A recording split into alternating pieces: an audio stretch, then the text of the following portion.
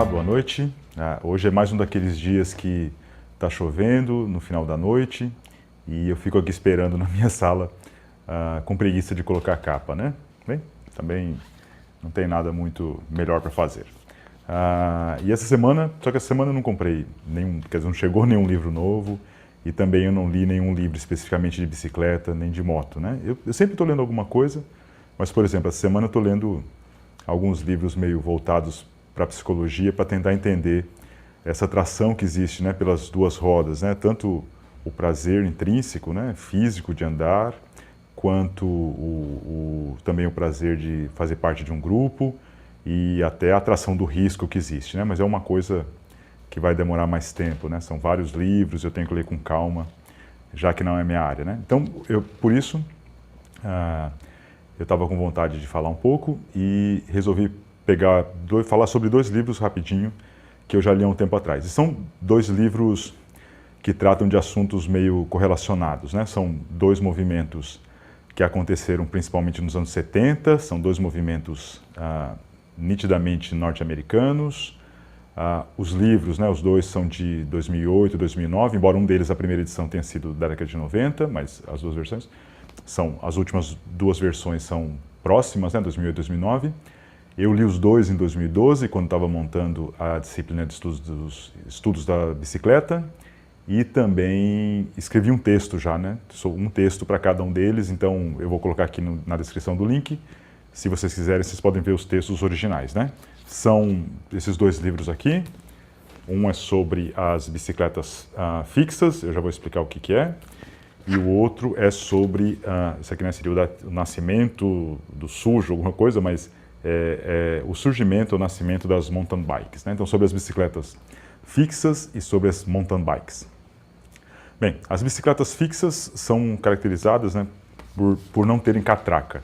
Catraca é um mecanismo que existe dentro da roda da bicicleta, né, que permite com que quando a gente pedala para frente, a gente move a roda, mas quando a gente para de pedalar, a roda continua girando, né?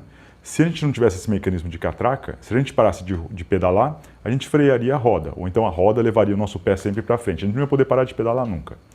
Até 1900 não existia essa catraca.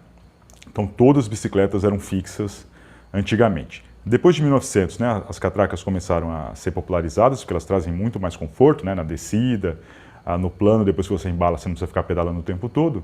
Elas começaram a se popularizar. Então elas começaram a ser usadas só nas competições de pista, né? Porque na pista você tem uma velocidade sempre constante, então você sempre fica pedalando na mesma velocidade. Já nas competições de estrada, onde você tem variação de velocidade, delas não eram muito apropriadas, né? Bem, e daí ficaram esse tempo todo aí só nas pistas. Até que em 1970, vou contar mais ou menos daqui a pouquinho, elas tiveram um revival, né? Começaram a aparecer nas ruas novamente. As mountain bikes são as bicicletas que nós estamos acostumados aí a ver hoje em dia, né? E elas são caracterizadas por serem, né, o nome não é nem muito bom, né? Por serem bicicletas voltadas para todos os terrenos. Então elas são legais tanto para andar na terra, né, na areia, quanto para andar no asfalto, no lugar, não no asfalto lisinho, que daí é melhor outro tipo de bicicleta, mas no asfalto que nós temos aqui nas ruas brasileiras, né, com buracos e tem que subir na calçada, descer e tal, né? Então essas bicicletas são mais interessantes.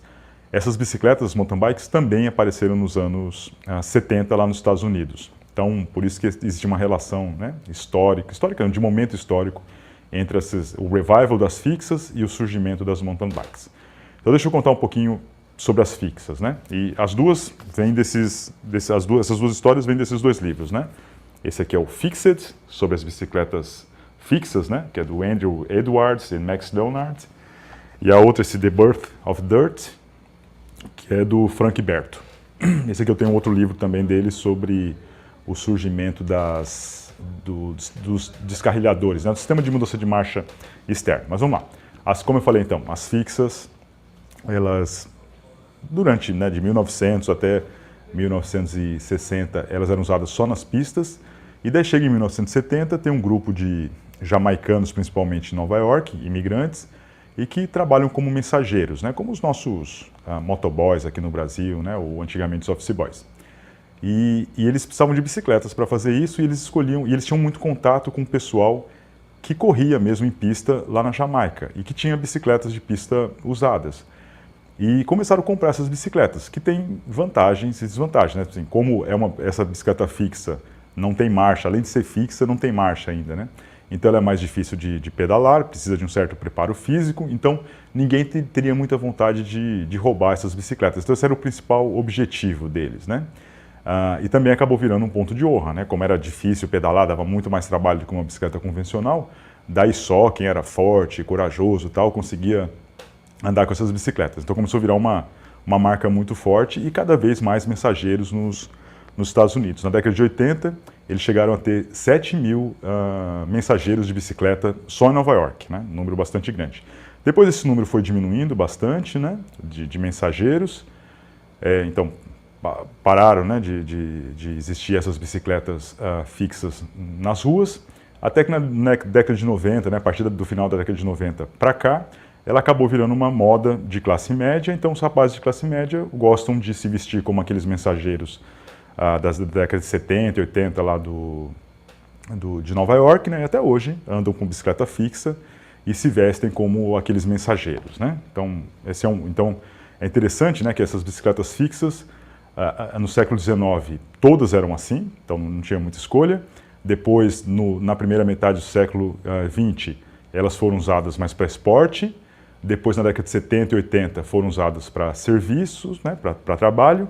E depois, na década de 90 em diante, como expressão de identidade de uma subcultura consumista de classe média, né? Então, é mais ou menos essa história. Já as mountain bikes, né, tem uma história um pouquinho diferente. Mais ou menos até 1970, existiam dois tipos de bicicleta. Eu vou generalizar bastante aqui, vou usar uns modelos brasileiros para a gente entender um pouco melhor. Não é bem assim, né, mas vou exagerar. É como se só existissem, né, barras fortes, aquelas bicicletas, né, de uma marcha só, bem pesadonas que rodam por aí, e bicicletas de corrida, né, aquelas bem levinhas, com pneu bem fininho, com o guidão curvado, né?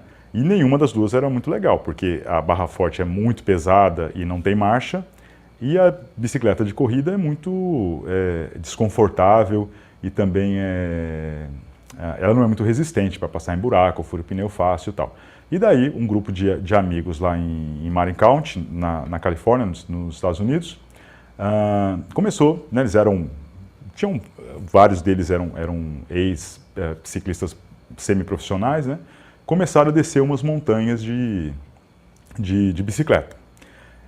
Só que as bicicletas começaram a quebrar, né? Eles pegaram bicicletas convencionais, né, como se fosse a barra forte. Na realidade, eles usavam umas bicicletas da Schwinn, né? Schwinn é uma marca lá dos Estados Unidos, como se fosse a Caloi aqui, a Monarch, uma marca bem importante para eles lá. E essas bicicletas começaram a quebrar, mesmo sendo as bicicletas mais resistentes que existiam lá no mercado, mesmo assim elas quebravam. Então eles começaram a colocar componentes de moto, né, de manete, o guidão, para não quebrar. Delas não freavam direito, eles começaram a adaptar o freio. E daí essas bicicletas foram ficando cada vez mais fortes. E só que o objetivo deles era descer, ver quem descia mais rápido, só que eles tinham que subir, né, antes para descer. E daí alguém lá teve a ideia de colocar uma marcha, um sistema de marcha, porque é bem mais eficiente para subir. E daí nasceu a mountain bike, que é uma bicicleta resistente, mas com marcha também. A ideia era bem simples, mas ninguém quase tinha tido isso antes. E o que é bem interessante, né, é como isso nasceu lá, né? Muitas pessoas já tinham tido essa ideia antes, né, de colocar marcha numa bicicleta convencional. Só que nunca tinha pegado muito no mercado. E por que aconteceu isso naquele momento lá? Porque existia uma conjunção, né, de pessoas que gostavam de pilotar essas bicicletas em alta velocidade para baixo, mas tinham outras pessoas que gostavam de construir as bicicletas, outros gostavam de tirar foto, outros gostavam da festa do evento, outros gostavam de escrever reportagens, outros eram comerciantes, outros conseguiam financiamento para a produção. E daí juntou toda essa massa, né, de gente, e a partir disso foi criado um grande movimento, né? Daí essas bicicletas, essas mountain bikes, né, começaram a fazer sucesso e daí estouraram no mercado, né? Hoje em dia são as bicicletas mais comuns, né, que existem por aí. E uma coisa bem interessante que eu acho ali desse movimento, do surgimento das mountain bikes, né, era que o conhecimento era livre, né? Um dos fatores que permitiu essa produção é que um passava a ideia para o outro, ninguém ficava tentando esconder, falava assim, essa ideia é minha, ninguém mais vai ver. Foi essa circulação de conhecimento que permitiu que cada um pudesse potencializar suas habilidades, né? Desde a pessoa que tirava foto até a pessoa que fabricava o quadro e quem vendia, e isso que fez tudo isso acontecer, né? E outra coisa interessante das mountain bikes é que elas surgiram assim, como elas não eram para participar de competições oficiais, então eles não ficavam restritos às regras da UCI, né? Que é a tal da FIFA das bicicletas, que não deixa mudar nada na bicicleta, né? Então eles fizeram as bicicletas que eles queriam do jeito que eles achavam que era melhor, e daí nasceram as mountain bikes, né? Bem, é mais ou menos isso. Quem quiser dar uma olhada lá nos textos, tem um pouquinho mais, está explicado de uma forma um pouquinho mais detalhada, mas o legal mesmo é se vocês puderem comprar os livros e prestigiar esses autores, né?